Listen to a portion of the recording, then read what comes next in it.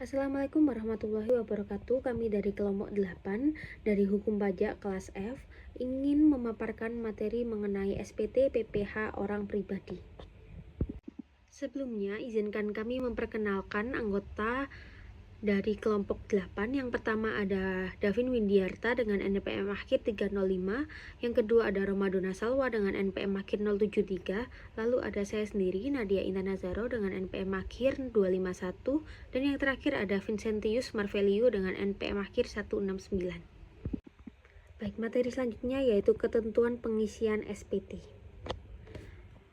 Orang pribadi yang telah terdaftar wajib pajak ditandai memiliki nomor pokok wajib pajak atau NPWP mempunyai kewajiban untuk menyampaikan surat pemberitahuan atau SPT tahunan pajak penghasilan. Sebagai wajib pajak, Anda wajib mengisi SPT dengan benar, lengkap, dan jelas dalam bahasa Indonesia dengan menggunakan huruf Latin, angka Arab, satuan mata uang rupiah, dan menandatangannya serta menyampaikannya ke KPP atau tempat lain yang ditetapkan oleh Direktur Jenderal Pajak.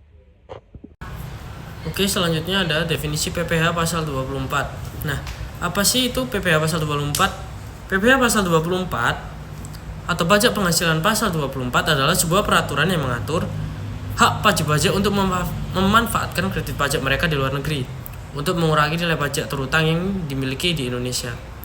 Sehingga jumlah pajak yang harus dibayar di Indonesia dapat dikurangi dengan jumlah pajak yang telah mereka bayar di luar negeri. Asalkan nilai kredit pajak di luar negeri tidak melebihi hutang pajak yang ingin dibayar di Indonesia, pemanfaatan kredit pajak di luar negeri ini dimaksudkan agar wajib pajak tidak terkena pajak ganda. Untuk materi selanjutnya yaitu pembagian SPT tahunan PPh orang pribadi. Nah, di dalam pembagian SPT tahunan PPh orang pribadi itu dibagi menjadi ada 3 formulir. Ada formulir 1770SS, formulir 1770S, dan formulir 1770. Nah, untuk formulir 1770SS itu formulir wajib pajak orang pribadi yang berstatus sebagai karyawan dengan jumlah penghasilan bruto tidak lebih dari 60 juta dan hanya bekerja di perusahaan atau instansi dalam kurun waktu 1 tahun. Untuk formulir selanjutnya yaitu formulir 1770S. Nah, formulir ini tuh berstatus sebagai karyawan dengan jumlah penghasilan bruto lebih dari 60 juta dan bekerja di 2 atau lebih perusahaan. Jadi perbedaannya di formulir yang 1770SS dan 1770S itu kalau di formulir 1770SS itu dia hanya bekerja di satu perusahaan. Tetapi kalau yang di formulir 1770S dia bisa bekerja di 2 perusahaan atau lebih dalam kurun waktu yang sama yaitu 1 tahun. Selanjutnya yang terakhir formulir 1770. Nah, formulir ini tuh memiliki penghasilan dari usaha atau pekerjaan bebas atau seseorang yang memiliki usaha sendiri. Nah, itu penghasilan dari 1 atau lebih pemberi kerja, penghasilan yang dikenakan PPh final.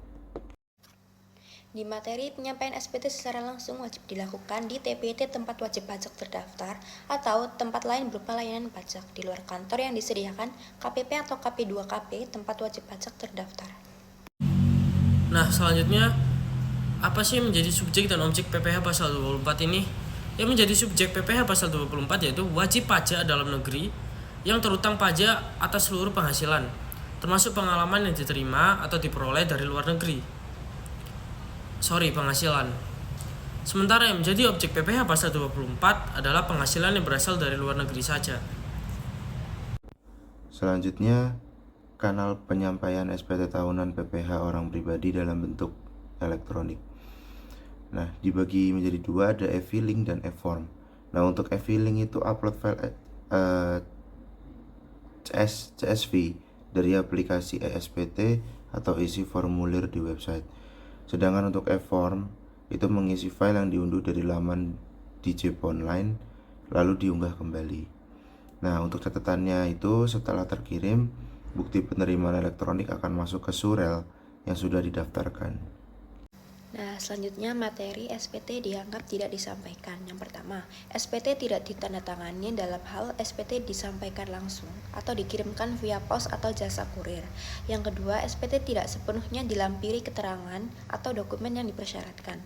Yang ketiga, SPT yang menyatakan lebih bayar disampaikan setelah 3 tahun sesudah berakhirnya masa pajak, bagian tahun pajak atau tahun pajak dan wajib pajak telah ditegur secara tertulis.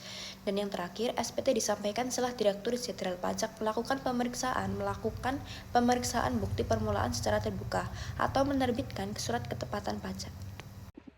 Baik, untuk dokumen yang wajib dilampirkan, yang pertama ada laporan keuangan untuk wajib pajak orang pribadi yang melaksanakan pembukuan. Yang kedua, perhitungan peredaran bruto dan pembayaran untuk khusus wajib pajak UMKM. Dan yang terakhir yaitu bukti potong formulir 1721 A1 atau A2 untuk wajib pajak status karyawan. Materi selanjutnya yaitu bentuk SPT PPh 1770.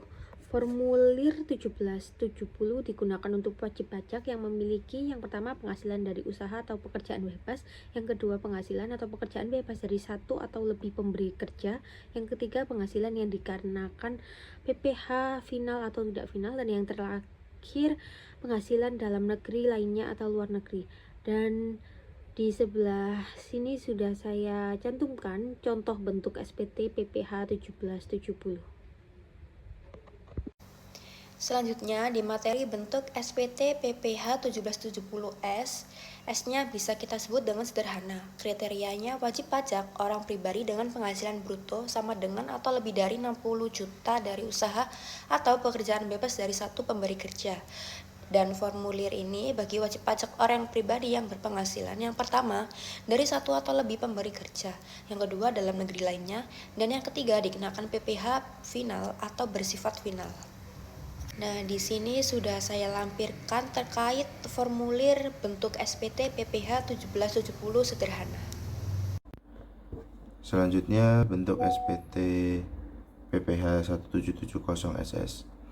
Untuk formulir SPT 1770SS digunakan oleh wajib pajak orang pribadi yang memiliki penghasilan bruto tidak lebih dari 60 juta dalam setahun, lalu hanya memiliki penghasilan dari satu pemberi kerja, dan yang ketiga tidak memiliki penghasilan lain selain dari gaji. Nah, di sampingnya ini ada contoh bentuk SPT PPh 1770SS. Oke, selanjutnya ada definisi PPh pasal 24. Nah, apa sih itu PPh pasal 24? PPh pasal 24 atau pajak penghasilan pasal 24 adalah sebuah peraturan yang mengatur hak wajib pajak untuk memanfaatkan kredit pajak mereka di luar negeri untuk mengurangi nilai pajak terutang yang dimiliki di Indonesia, sehingga jumlah pajak yang harus dibayar di Indonesia dapat dikurangi dengan jumlah pajak yang telah mereka bayar di luar negeri. Asalkan nilai kredit pajak di luar negeri tidak melebihi hutang pajak yang ingin dibayar di Indonesia, pemanfaatan kredit pajak di luar negeri ini dimaksudkan agar wajib pajak tidak terkena pajak ganda.